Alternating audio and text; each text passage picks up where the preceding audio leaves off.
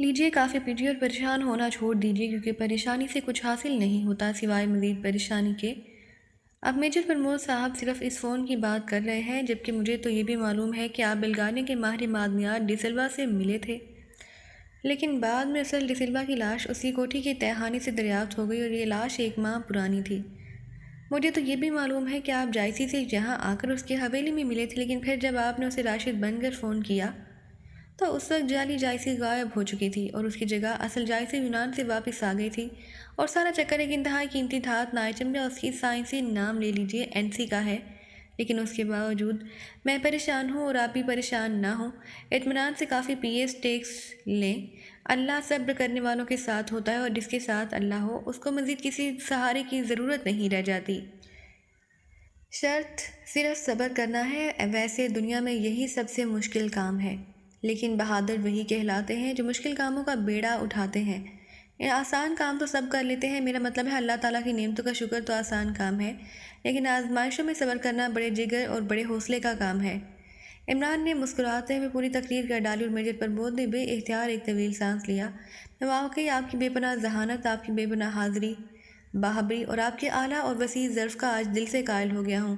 مجھے آج احساس ہوا ہے کہ میں آپ کے مقابلے میں محض ایک طفل مکتب ہوں۔ میجر پرمود نے احساس سے بھیگے ہوئے لہجے میں کہا، ارے اتنی جلدی مرعوب ہونے کی ضرورت نہیں، کچھ وقت تو لیجیے، ہو سکتا ہے یہ سب ایک چانس ہو، ورنہ آپ سوچئے مجھے ولی ہونے کا قطعی دعویٰ نہیں۔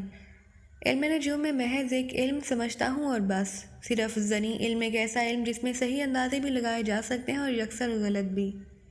اس کے علاوہ اور کوئی ایسا علم ہی نہیں جس میں آپ کی ان ساری باتوں، جس میں آپ کی ان ساری سرگرمیوں اور فون کالوں سے اس حد تک واقف ہو سکوں۔ یہ واقعی ایک چانس ہے۔ میں آپ کو تفصیل بتاتا ہوں تاکہ آپ میرے متعلق اپنے ذہن میں جو تاثر قائم کر لیا ہے وہ دور ہو سکے اور آپ مجھے بھی اپنی طرح کا ایک طفل مکتب ہی سمجھ لیں۔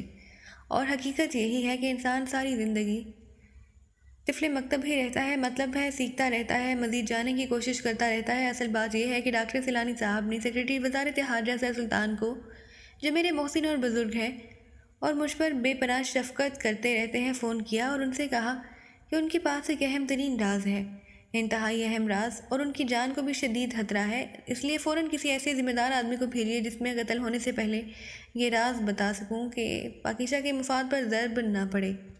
اب یہ الگ داستان ہے کہ سر سلطان مجھ جیسے آدمی کو کیسے ذمہ دار سمجھ لیتے ہیں۔ بہرحال انہوں نے مجھے فون کیا اور فوری طور پر مجھے ڈاکٹر سیلانی کے پاس جمشید نگر پہنچنے کا حکم دے دیا۔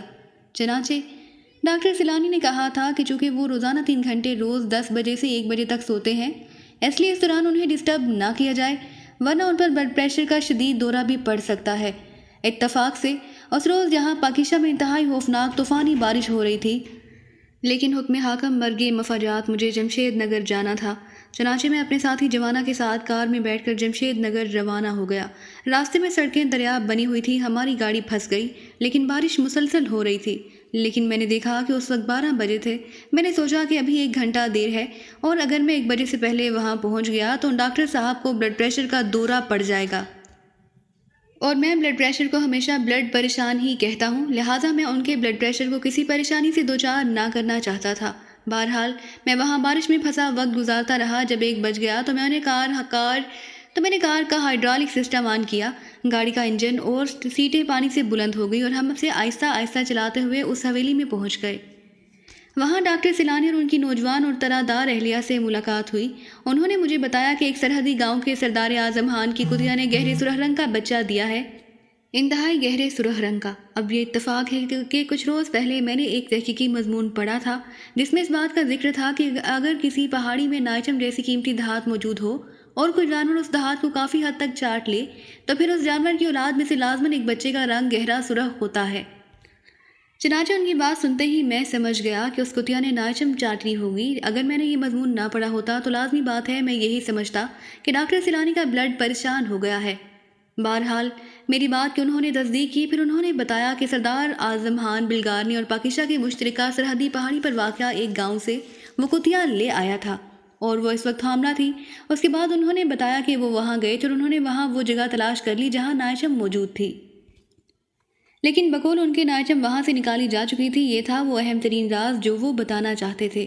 خطرے کی بات پر انہوں نے بتایا کہ کچھ لوگ سردار اعظم خان کے پاس ان کے متعلق پوچھنے گئے تھے اور وہ لوگ سردار اعظم خان کو اچھے نہ لگے تھے۔ اس سے انہیں خطرہ لاحق ہو گیا کہ کچھ لوگ انہیں قتل کرنا چاہتے ہیں۔ مزید بات کرنے پر انہوں نے بتایا کہ جہاں سے نائشم نکالی گئی ہے وہاں سے انہیں ایک ڈائری ملی ہے جس سے بے شمار رقمات درج ہیں، لیکن اس میں وہ نام بھی درج ہے، ایک پاکستان کے محکمہ معدنیات کے اعلیٰ افسر سردار اسلم حیات کا اور دوسرا بلغاریہ کے ماہر معدنیات ڈی سلوا کا۔ چنانچہ میں وہاں سے واپس آیا اور سیدھا سردار اسلم حیات کے گھر پہنچا۔ ان سے ملاقات ہوئی۔ وہ ہر بات سے صاف مکر گئے، بلکہ انہوں نے مجھے بتایا کہ جائسی تو ان کے پاس 1 پاؤنڈ نائچم فروخت کرنے آئی تھی، لیکن وہ قیمت اتنی طلب کر رہی تھی کہ سیکرٹری صاحب نے خریدنے سے انکار کر دیا اور یہ بات ریکارڈ پر موجود ہے۔ چنانچہ میں واپس گیا۔ میں نے یہ سارا کیس سیکرٹ سروس کے چیف جناب ایکسٹو کے گوشت گزار کر دیا۔ انہوں نے فوری طور پر باقاعدہ یہ کیس مجھے سونپ دیا کہ میں معلوم کروں کہ یہ سب ہو کیا رہا ہے اور کون یہ قیمتی معدنیات چوری کر رہا ہے، اور خود انہوں نے سیکرٹری وزارت معدنیات سے بات کر کے اسلم حیات کے متعلق تسلی کی تو سیکرٹری صاحب نے بتایا کہ اسلم حیات واقعی ایک فرض شناس محب وطن اور دیانتدار آدمی ہے اور اس نے واقعی جائسی کی آفر کے متعلق بات کی تھی، لیکن چونکہ جائسی رقم زیادہ مانگ رہی تھی اس لیے سودا نہ ہو سکا۔ ان حالات میں جائسی کا کردار مشکوک ہو گیا۔ میں نے جائسی سے فون پر بات کی تو جائسی نے بتایا کہ ڈائری میں چونکہ سردار اسلم حیات کا نام درج تھا اس لیے وہ تجسس مٹانے کی خاطر اس سے ملی تھی اور وجہ ملاقات بتانے کے لیے اس نے نائچم کی فروخت کی بات کی تھی، لیکن رقم اتنی بتا دی کہ وہ خرید نہ سکے۔ ان کے کہنے کے مطابق سردار اسلم حیات اچھا آدمی نظر آیا تھا، اس لیے وہ خاموش ہو گئیں اور انہوں نے ڈاکٹر سیلانی کو مجبور کیا کہ وہ سر سلطان کو فون کر کے انہیں یہ سب کچھ بتا دے۔ بات کسی حد تک قرینِ قیاس تھی، اس لیے میں خاموش ہو گیا۔ پھر اتفاقاً ایک صاحب سے میری ملاقات ہو گئی تو اس نے مجھے بتایا کہ جائسی اس سے ملی تھی اور میرے متعلق ذاتی طور پر جانتی تھی۔ میں بے حد حیران ہوا کیونکہ جب میں پہلی بار جائسی سے ملا تھا تو اس نے ایسا کوئی تاثر نہ دیا تھا۔ مجھے اچانک ایک خیال آیا تو میں نے اس سے جائسی کا حلیہ پوچھا۔ جو حلیہ اس نے بتایا تھا وہ اس موجودہ جائسی سے قطعی مختلف تھا۔ ایک اور صاحب سے ملاقات ہوئی اور اس مختلف حلیے کی تصدیق ہو گئی۔ اب معاملہ اور زیادہ مشکوک ہو گیا تھا، چنانچہ میں نے معلومات فروخت کرنے والی بین الاقوامی ایجنسیوں سے رجوع کیا کہ شاید جائسی کا سابقہ ریکارڈ موجود ہو جس سے اس کی اصل حیثیت کا علم ہو سکے، لیکن کسی طرف سے کوئی ریکارڈ موصول نہ ہوا۔ تو مجھے اس تکون کے تیسرے زاویے ڈی سلوا کا خیال آیا۔ میں نے چیف سے درخواست کی کہ وہ اپنے ذرائع سے ڈی سلوا کے متعلق رپورٹ حاصل کرے۔ انہوں نے جو رپورٹ حاصل کی اس نے مجھے مزید حیران کر دیا کہ اصل ڈی سلوا 1 ماہ پہلے ہلاک ہو چکا تھا، اس کی جگہ کوئی جعلی ڈی سلوا وہاں رہا۔ آپ اور کیپٹن توفیق بھی اس قصبے میں اس جعلی ڈی سلوا سے ملنے گئے تھے۔ آپ کے سیکشن میں کوئی صاحب کام کرتے رہے تھے، وہ اس قصبے میں اب رہتے ہیں، انہوں نے آپ کو دیکھا تھا۔ اس طرح آپ کے وہاں جانے کا علم ہو گیا۔ اس کے بعد میں نے چیف کو کہہ کر جائسی کی نگرانی شروع کرا دی۔ اس کا فون بھی ٹیپ ہونا شروع ہو گیا۔ پھر آپ نے اس سے فون پر بات کی تو یہ کال بھی ٹیپ ہو گئی۔ یہ ٹیپ جب مجھ تک پہنچی تو میں آپ کی آواز پہچان گیا اور اس گفتگو سے مجھے علم ہو گیا کہ جعلی جائسی غائب ہو چکی ہے اور اصل جائسی واپس آ گئی ہے۔ شاید یہ تبدیلی اس دوران ہوئی جب اس کی نگرانی نہ ہو رہی تھی۔ اس کے بعد میں نے اصل جائسی سے بات کی تو اس نے پہلے آپ کی کال کا ذکر کیا۔ بہرحال یہ دوسری جعلی واردات سامنے آئی تھی۔ چنانچہ میں سردار اسلم حیات کے بارے میں مشکوک ہو گیا۔ میں نے اس کے پی اے سے یکلخت بات کی تو اس نے بتایا کہ وہ 1 ہفتے سے ایکڈیمیا گیا ہوا ہے۔ حالانکہ میں اس کے گھر ملاقات کر چکا تھا۔ اس پی اے نے مجھے بتایا کہ ملٹری انٹیلیجنس کے کرنل توفیق بھی سردار صاحب کے متعلق پوچھ رہے تھے۔ یہاں ہر سرکاری کال ریکارڈ ہوتی ہے اور 1 ہفتے تک اس کا ریکارڈ رکھا جاتا ہے۔ میں نے پی اے سے کہہ کر وہ کال سنی تو آپ اپنی اصل آواز میں کرنل توفیق بنے ہوئے تھے۔ بہرحال یہ معلوم ہو گیا کہ جس سردار اسلم حیات سے میں ملا تھا وہ بھی جعلی تھا، اور مجھے یہ بھی معلوم ہو گیا کہ آپ بھی اس چکر میں الجھے ہوئے ہیں۔ اتنے میں آپ تشریف لے آئے اور میں نے آپ کو مروب کرنے کے لیے آپ کی کالوں اور جائسی سے ملنے کی باتیں کی اور آپ میرے داؤ میں آ کر مجھ سے مروب ہو گئے۔ حالانکہ اصل بات یہ تھی اس لیے آپ اب یہ مروبیت ذہن سے جھٹک دیجئے اور مجھے بھی اپنی طرح کا ایک سیدھا سادھا انسان ہی سمجھیے۔ عمران نے پوری تفصیل سے سارے واقعات بتاتے ہوئے کہا۔ بہرحال میرا تاثر آپ کے متعلق اب بھی قائم ہے، اس تفصیلی وضاحت کے باوجود۔ آپ نے جس طرح یہ تفصیل بتائی ہے اس سے آپ کی اعلیٰ ظرفی اور وسعت قلبی کا مزید اظہار ہوتا ہے۔ میجر پرمود نے کہا۔ سلیمان، ارے جناب سلیمان آغا پاشا۔ عمران نے میجر پرمود کی بات کا جواب دینے کی بجائے سلیمان کو آوازیں دینا شروع کر دی اور میجر پرمود ہونٹ بھینچ کر خاموش ہو گیا۔ اس کے چہرے پر البتہ ناگواری کے تاثرات ابھر آئے تھے۔ جی صاحب، سلیمان نے بڑے مودبانہ لہجے میں کہا، میرے مرید اول جناب میجر پرمود صاحب کی زیارت کرو، تم تو مجھے گھاس بھی نہیں ڈالتے، ہر وقت اپنی تنہاہوں اور ٹائموں اور سابقہ الاؤنسوں کا رونا روتے رہتے ہو، حالانکہ میں نے تمہیں لاکھ بار سمجھایا ہے کہ کم از کم مہمانوں کے سامنے تو یہ رونا نہ رویا کرو، لیکن تم باز ہی نہیں آتے۔ لیکن اب میں نے مرید بنا لیا اور مرید بھی دیکھو کتنا عالیشان ہے۔ اب تم نے اگر مہمانوں کے سامنے یہ رونا رویا تو میں اپنے مرید کو حکم دے دوں گا کہ وہ تمہیں میری اعلیٰ ظرفی اور وسعت قلبی کے بارے میں سمجھا دے، اور جب تم نے میری اعلیٰ ظرفی اور وسعت قلبی کا لوہا مان لیا تو پھر تم اپنی سابقہ تنواہوں کا بل مانگ ہی نہ سکو گے۔ بولو کیسی رہی؟ عمران نے بڑے چیلنج بھرے لہجے میں کہا، اور میجر پرمود عمران کے اس انتہائی گہرے طنز پر بے اختیار ہنس پڑا۔ مسٹر سلیمان، آپ کا بل کتنا رہتا ہے؟ مرشد حضرت علی عمران کے ذمے مجھے بتائیے، میں آپ کو ادا کر دیتا ہوں۔ میجر پرمود نے بلا تکلف بلائے طاق رکھتے ہوئے سب کچھ کہہ دیا۔ حساب کرنا پڑے گا جناب، شہر کے تمام کمپیوٹر اکٹھے کرنے ہوں گے، اور اس کے باوجود سارے حساب کتاب میں 2-4 ماہ تو لگ جائیں گے، ہو سکتا ہے زیادہ بھی لگ جائیں۔ اس لیے آپ فکر نہ کریں، جب فائنل ہو جائے گا تو میں آپ کو بھی اس کی ایک کاپی بھیجوا دوں گا۔ سلیمان نے مسکراتے ہوئے کہا، اور میز پر موجود سامان ٹرالی میں رکھنا شروع کر دیا، تاکہ آپ بھی عبرت پکڑ سکیں اور اپنی آئندہ آنے والی 7 بلکہ 8 تک ہی محدود کیوں خدا کرے 7,000 نسلیں ہوں، انہیں بھی بتایا جا سکے کہ باورچی رکھنے پر ایسے بل ادا کرنے پڑتے ہیں۔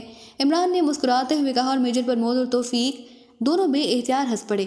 صاحب، آپ کچھ تو خدا کا خوف کریں، مہمانوں کی اور خاطر تواضع نہیں کر سکتے تو کم از کم انہیں بد دعا تو نہ دیں، بد دعا بھی ایسی خوفناک کہ 7,000 نسلوں تک اس کے تاثرات چلتے رہیں۔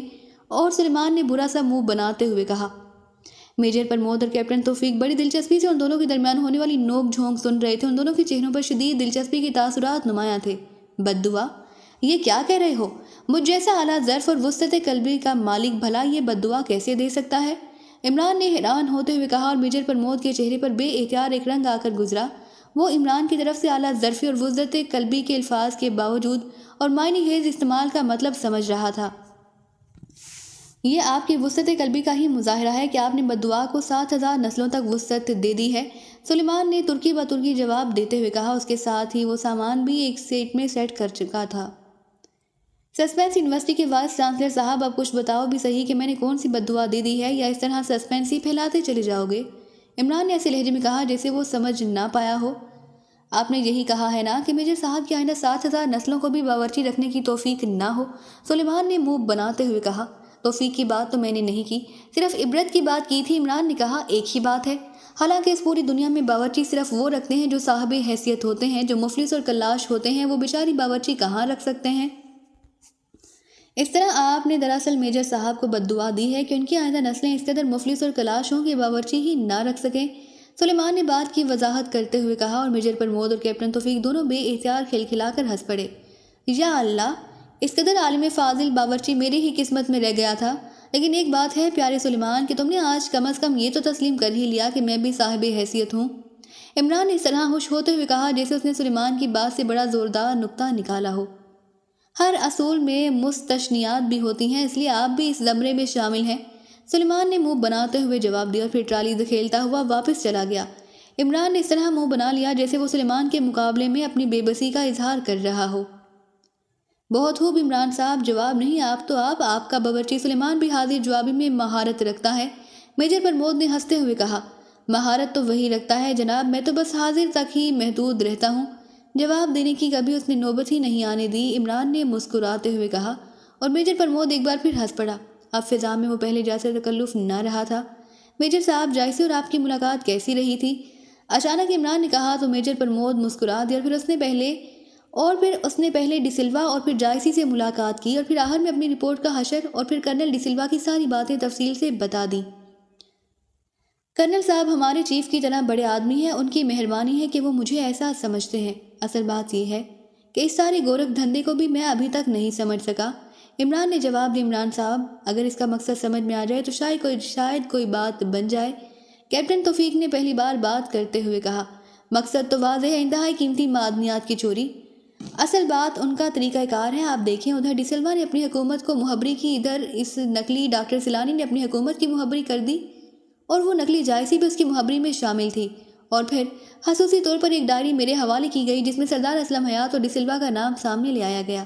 اب یہ فرق ہو سکتا ہے کہ آپ کے ہاں اصل ڈی سلوا نے مہبری کی اور ہمارے ہاں نقلی لوگوں نے، لیکن انہوں نے یقیناً ایک خاص مقصد کے لیے یہ کام کیا، اور وہ مقصد تھا ان چوریوں پر حکومت کو چونکانے کا، اور جب وہ دونوں حکومتیں اس بارے میں چونک پڑیں تو اصل ڈی سلوا کو ہلاک کر دیا گیا اور نقلی لوگ ایک ایک کر کے سارے غائب ہو گئے۔ عمران نے کہا، پھر تو توفیق کا آئیڈیا درست ثابت ہوتا ہے کہ ڈی سلوا اور جائسی دو علیحدہ علیحدہ گروپوں سے متعلق تھے اور ان کا مقصد ایک دوسرے کے خلاف حکومتوں کو ہوشیار کرنا تھا۔ میجر پرمود نے کہا، جہاں تک میں نے غور کیا ہے دراصل انہوں نے ایک خوبصورت جال پھینکا ہے اور ہم واقعی اس جال میں الجھ گئے ہیں۔ انہوں نے دونوں حکومتوں کو خاص طور پر نائشم کی طرف متوجہ کیا، لیکن میرے نزدیک نائشم ایک قیمتی دھات ضرور ہے، لیکن اس قدر قیمتی بھی نہیں کہ قطعی نایاب ہو۔ دنیا کے تقریباً ہر معدنی علاقے سے نائشم کی کم یا زیادہ مقدار میں دریافت ہو ہی جاتی ہے۔ میرا خیال تھا نائشم کی طرف ہمیں متوجہ کرنے سے ان کا مقصد کسی اور انتہائی قیمتی دھات کی چوری پر پردہ ڈالنا ہوگا۔ ایک منٹ، میرے ذہن میں ایک آئیڈیا آیا ہے، میں اسے کنفرم کر لوں، اس کے بعد اس پر بات ہوگی، عمران نے کہا، اور میز پر موجود فون کا ریسیور اٹھا کر اس نے تیزی سے نمبر ڈائل کرنے شروع کر دیے۔ یس، داور بول رہا ہوں۔ رابطہ قائم ہوتے ہی سرداور کی مخصوص آواز سنائی دی۔ یس، جس کے آپ داور ہیں یعنی حاکم، اس کا تو آپ نے نام ہی نہیں لیا، عمران نے منہ بناتے ہوئے کہا۔ ارے تم عمران، کس کا نام نہیں لیا میں نے؟ سرداور نے ہنستے ہوئے کہا، سرکہ وہ تو ایک چیز جو آپ کی حاکمیت میں ہے، بلکہ اسی سے آپ کی داوری یعنی حاکمیت قائم ہے، ورنہ بے سرکے حاکم تو اس ملک میں لاتعداد ہیں۔ عمران نے مسکراتے ہوئے جواب دیا اور دوسری طرف سے سرد اور بے اختیار کھلکھلا کر ہنس پڑے۔ کیسے فون کیا؟ میں ایک انتہائی پیچیدہ مسئلے میں الجھا ہوا ہوں، سرداور نے ہنستے ہوئے کہا۔ پیچیدہ میں الجھنے کی کیا بات ہے جناب، بس پیچ ڈھیلے کر دیں، عمران نے بڑے معصوم سے لہجے میں جواب دیا اور سرداور بے اختیار ہنس پڑا۔ اچھا، اب اصل بات بھی کر دو کہ کیوں فون کیا تھا، سرداور نے کہا۔ یہ بتائیں کہ نائشم جیسی دھات، جسے سائنسی زبان میں اینسی کہا جاتا ہے، یہ جہاں سے نکلتی ہے وہاں سے کوئی ایسی دھات بھی نکلتی ہے جو نائشم سے بھی زیادہ قیمتی ہو؟ عمران نے کہا، اس کا جواب تو کوئی قیمتی ماہر معدنیات ہی دے سکتا ہے۔ البتہ مجھے اتنا معلوم ہے کہ جہاں نائشم پائی جاتی ہے وہاں تسام نامی دھات بھی لازماً پائی جاتی ہے۔ تسام کا سائنسی نام TX ہے، یہ انتہائی قیمتی اور نایاب دھات سمجھی جاتی ہے۔ اس کی قیمت کا اندازہ تم یوں لگا سکتے ہو کہ 10 پاؤنڈ نائشم اور 1 گرام تسام کی قیمت تقریباً برابر ہوگی، سرداور نے ہنستے ہوئے لہجے میں جواب دیا۔ اس کا مجھے علم نہیں، البتہ پروفیسر ہمایوں اس سلسلے میں تمہاری مدد کر سکتے ہیں، وہ گریٹ لینڈ میں رہتے ہیں، ان کا فون نمبر میرے پاس ہے، اگر تم کہو تو میں ان سے رابطہ کر کے تمہارے متعلق بتا دوں کہ وہ تمہیں اس بارے میں بتا دیں۔ سرداور نے پوچھا، پروفیسر ہمایوں؟ اوہ، آپ کا مطلب کہیں پروفیسر MH شیخ سے تو نہیں؟ دنیا کے سب سے معروف ماہر معدنیات جو آکسفورڈ یونیورسٹی میں بھی پڑھاتے ہیں، عمران نے چونک کر پوچھا۔ ہاں وہی، کیا تم انہیں جانتے ہو؟ سرداور نے حیرت بھرے لہجے میں کہا، وہ مجھے جانتے ہیں، آکسفورڈ میں طالب علمی کے زمانے میں وہ ہمارے ہاسٹل انچارج تھے، میں بھلا ان جیسے قابل آدمی کو کیسے جان سکتا ہوں؟ عمران نے مسکراتے ہوئے کہا، اور سرداور عمران کی اس گہری بات پر بے اختیار ہنس پڑا۔ وہ اب یونیورسٹی سے ریٹائر ہو چکے ہیں اور صرف لکھنے پڑھنے تک محدود ہیں۔ گزشتہ سال ایک کانفرنس سے ان سے ملاقات ہو گئی تھی، وہ ہمارے عزیزوں میں سے ہیں، اس لیے انہوں نے کمال شفقت سے مجھے اپنا فون نمبر دے دیا تھا، سرداور نے جواب دیا۔ اور پھر تو وہ نمبر ضرور بتائیں، ویسے آپ تعارف نہ کرائیں، میں خود اپنے متعلق ان کی یادداشت تازہ کرا لوں گا، عمران نے مسکراتے ہوئے کہا، اور سرداور نے نمبر بتا دیا۔ عمران نے شکریہ ادا کر کے ریسیور رکھ دیا۔ تو آپ کا مطلب ہے کہ اصل ٹارگٹ نائشم نہیں بلکہ کچھ اور ہے؟ میجر پرمود نے ہونٹ چباتے ہوئے کہا، ہاں میرا یہی خیال ہے، عمران نے سر ہلاتے ہوئے کہا، اور پھر ریسیور اٹھا کر اس نے تیزی سے نمبر ڈائل کرنے شروع کر دیے۔ یس، دوسری طرف سے ایک سخت سی آواز سنائی دی، لیکن بولنے والا نوجوان آدمی لگتا تھا۔ پروفیسر صاحب سے کہیں کہ پاکیشہ سے علی عمران بات کرنا چاہتا ہے، عمران نے کہا۔ سوری جناب، پروفیسر صاحب کسی سے بات نہیں کرتے، دوسری طرف سے پہلے سے بھی زیادہ خشک لہجے میں کہا گیا۔ آپ ان کے سیکرٹری ہیں؟ عمران نے پوچھا۔ میں ان کا ہاؤس کیپر ہوں جناب، میرا نام آرنلڈ ہے، دوسری طرف سے جواب دیا گیا۔ تو مسٹر آرنلڈ، آپ صرف جا کر ان سے اتنا کہہ دیں کہ سرپانڈا توڑنے کی تھیوری تلاش کر لی گئی ہے اور میں وہ تھیوری انہیں بتانا چاہتا ہوں۔ اس کے باوجود بھی اگر وہ بات نہ کرنا چاہیں تو مجھے کوئی گلہ نہ ہوگا، عمران نے مسکراتے ہوئے کہا۔ بہتر جناب، ہولڈ آن کریں، دوسری طرف سے کہا گیا، اور پھر چند منٹ بعد ایک بوڑھی اور قدرے بلغم زدہ آواز سنائی دی۔ ہیلو، کون صاحب بول رہے ہیں؟ بولنے والے کے لہجے میں حیرت تھی اور عمران آواز سے ہی پہچان گیا کہ پروفیسر صاحب خود بات کر رہے ہیں۔ میں علی عمران بول رہا ہوں جناب، آپ کو یقیناً یاد ہوگا کہ آپ نے ڈیوک ہاسٹل میں مجھے سرپانڈا توڑنے کی تھیوری تلاش کرنے کا کام سونپا تھا، عمران نے مسکراتے ہوئے کہا، اور فون پر خاموشی چھا گئی۔ او، تو تم وہی علی عمران ہو، وہ آفت کے پرکالے مجسم شیطان؟ او واقعی میں اب تمہاری آواز پہچان گیا ہوں، اچانک پروفیسر صاحب کی آواز سنائی دی، لہجے میں بے پناہ جوش اور محبت تھی۔